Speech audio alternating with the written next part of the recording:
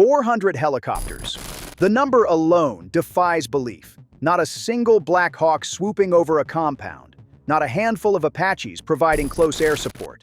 400 rotorcraft, the largest helicopter armada ever assembled, converging on a single target that had made the fatal mistake of believing ground-based firepower could challenge American air superiority.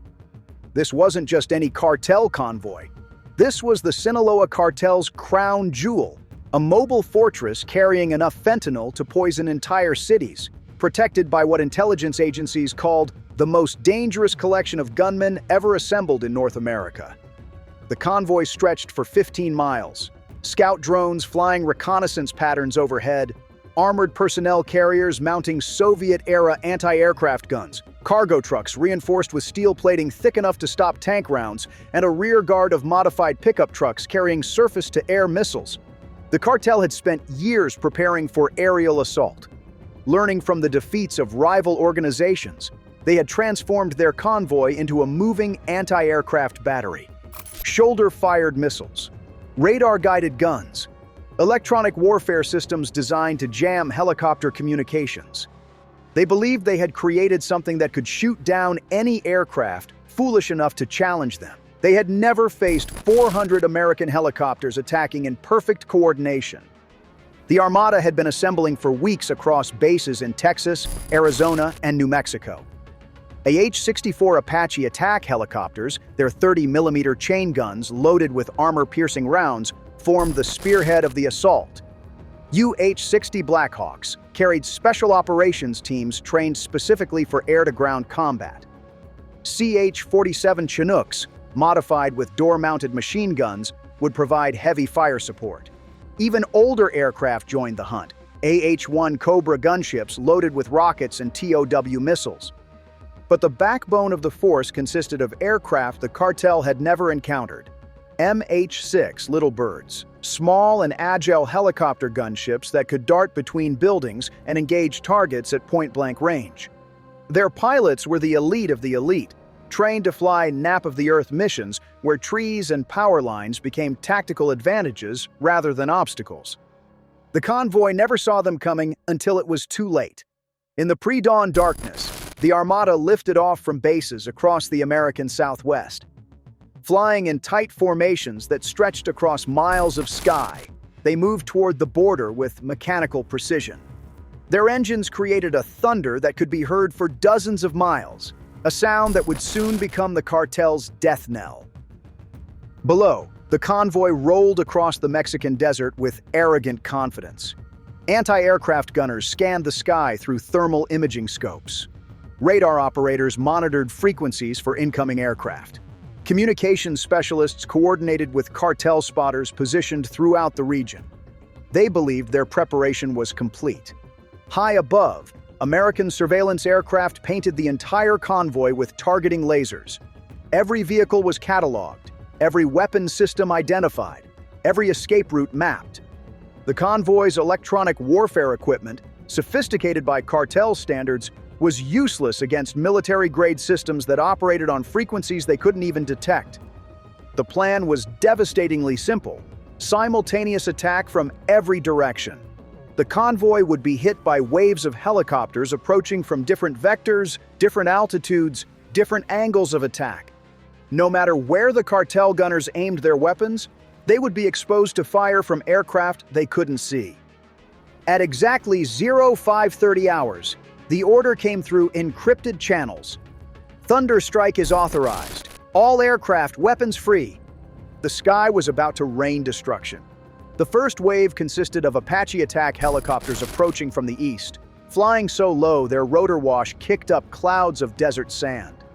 Their pilots had trained for this moment for years, close air support against heavily defended ground targets. As they crested a low ridge overlooking the convoy, their targeting systems immediately locked onto the anti-aircraft positions that posed the greatest threat. The cartel's radar operators detected the incoming aircraft and screamed warnings over their radios. Anti-aircraft guns swiveled toward the new contacts. Missile teams prepared to engage. For a brief moment, it seemed their preparations might pay off. Then the Apaches opened fire. Hellfire missiles streaked across the desert. their guidance systems steering them toward the convoy's most dangerous weapons.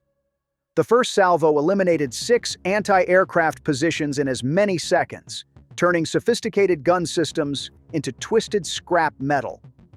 The convoy's carefully planned defensive network began collapsing before the gunners even understood they were under attack. But the Apaches were just the beginning.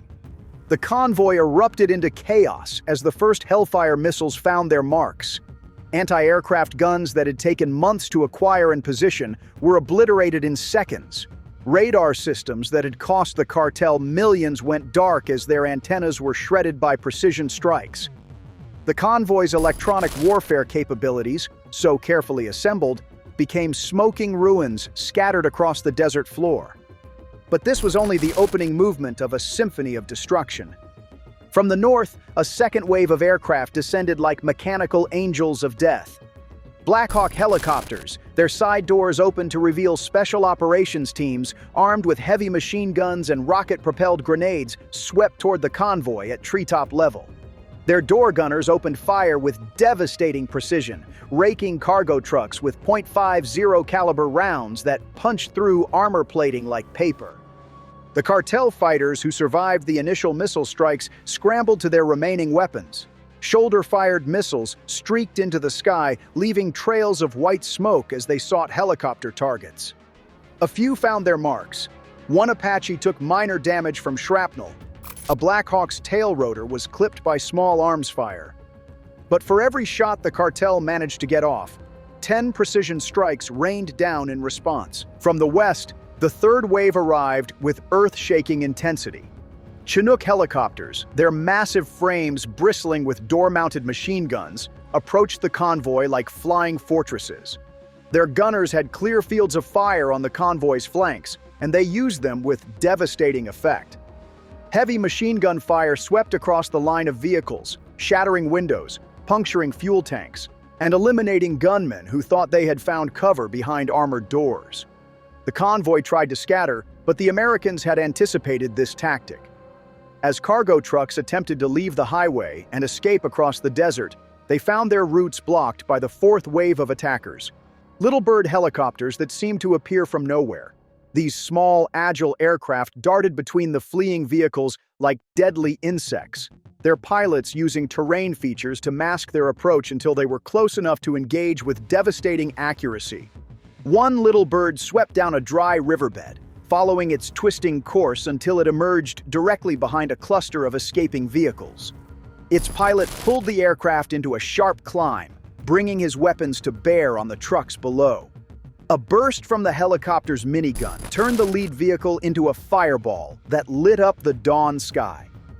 The vehicles behind it crashed into the wreckage, creating a chain reaction of destruction that eliminated an entire section of the convoy in seconds. Meanwhile, high above the battlefield, command and control helicopters coordinated the assault with surgical precision. Their crews monitored the engagement through multiple camera feeds, directing fresh waves of aircraft toward targets that had survived the initial attacks. No vehicle escaped their attention. No gunman found lasting cover. No escape route remained unguarded. The convoy's communications, already degraded by electronic warfare, collapsed entirely under the coordinated assault. Convoy commanders tried desperately to coordinate defenses, but their radios carried only static and the screams of dying fighters. Orders couldn't be passed. Reinforcements couldn't be summoned.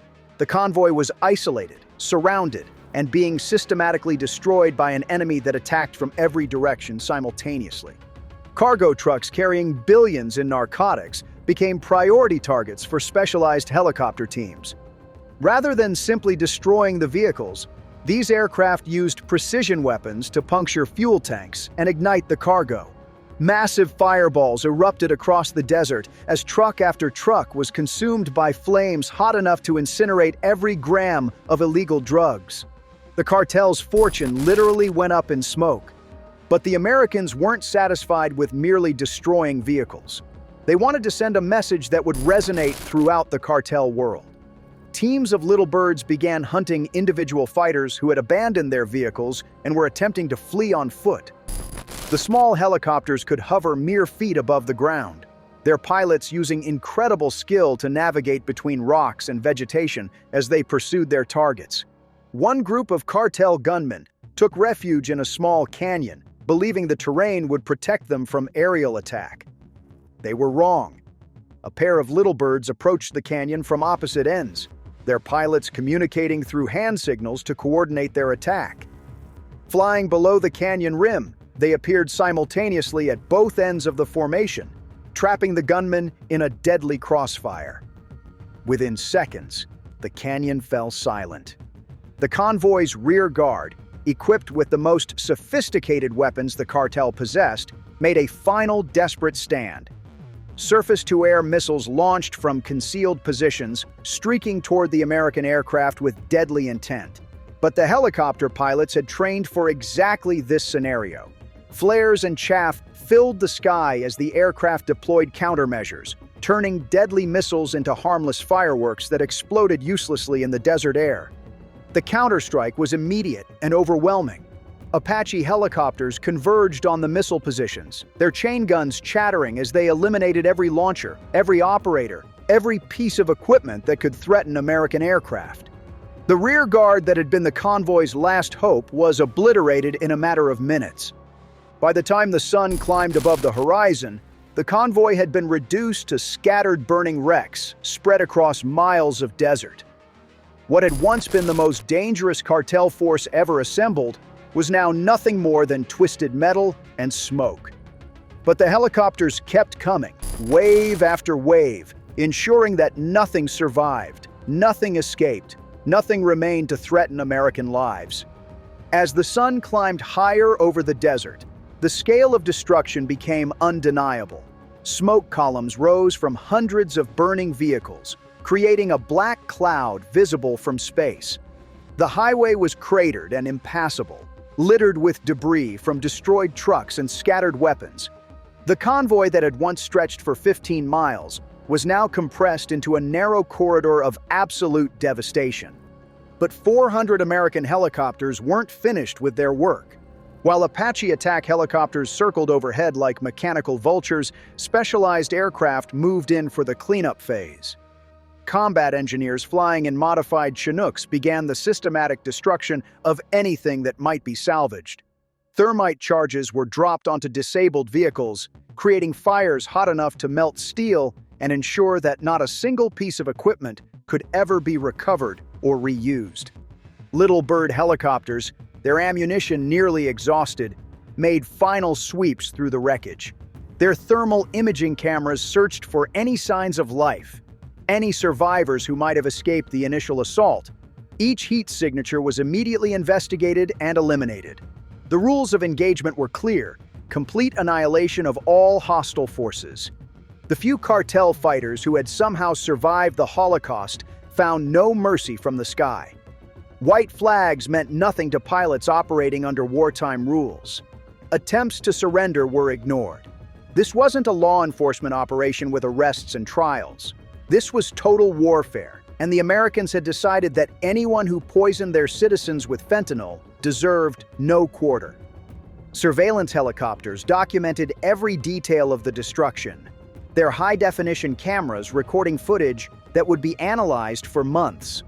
Intelligence specialists would study this engagement to refine tactics for future operations. But more immediately, the footage served as proof of American capability. Evidence of what happened when the world's most powerful military focused its attention on a target. The psychological impact extended far beyond the physical destruction. Communications intercepts revealed panic spreading through cartel networks across Mexico. The convoy that had been destroyed represented years of planning, millions in investment, and the cartel's most sophisticated fighters. Its elimination in a single morning demonstrated that no force on Earth could challenge American military supremacy. Some surviving cartel leaders attempted to spin the defeat as a temporary setback, but the footage told a different story. Satellite images showed the convoy's route marked by an unbroken line of burning vehicles. Reconnaissance drones confirmed that not a single truck had escaped destruction. The cartel's most valuable assets had been reduced to ash and scrap metal. The economic impact was equally devastating. Intelligence estimates placed the destroyed cargo's street value at over $5 billion. Weapons and equipment worth hundreds of millions more had been eliminated. The convoy's destruction represented the largest single blow against cartel finances in the history of the drug war. But the true victory lay in the message sent to criminal organizations worldwide. The engagement had lasted less than 2 hours from first contact to final cleanup. In that time, 400 American helicopters had eliminated a target that the cartel had believed was untouchable. The precision, coordination, and overwhelming firepower demonstrated capabilities that no criminal organization could hope to match. Recovery teams eventually cleared the highway, but they found nothing of value. No drugs to confiscate, no weapons to analyze, no prisoners to interrogate. The convoy had been so thoroughly annihilated that even determining exact casualty counts proved impossible. Entire vehicles had been vaporized by precision strikes. Air traffic control recordings from that morning told the story in stark numbers. 400 aircraft had engaged a ground target and achieved complete mission success with 0 American casualties. 1 Apache had sustained minor shrapnel damage. 2 Blackhawks required routine maintenance after ingesting sand during low-level flight. Every other aircraft returned to base in perfect condition. The international implications were immediate and far-reaching. Mexican authorities, many of whom had been corrupted or intimidated by cartel influence, suddenly found their cooperation with American anti-drug efforts much more enthusiastic.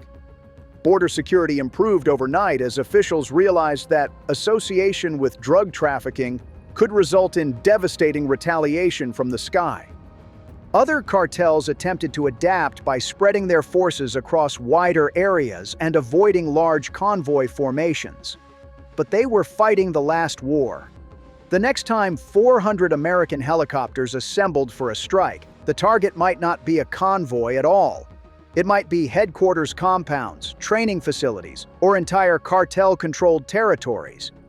In the weeks following the engagement, recruitment for cartel forces plummeted as potential fighters realized that joining meant facing annihilation from aircraft they couldn't see, couldn't track, and couldn't fight.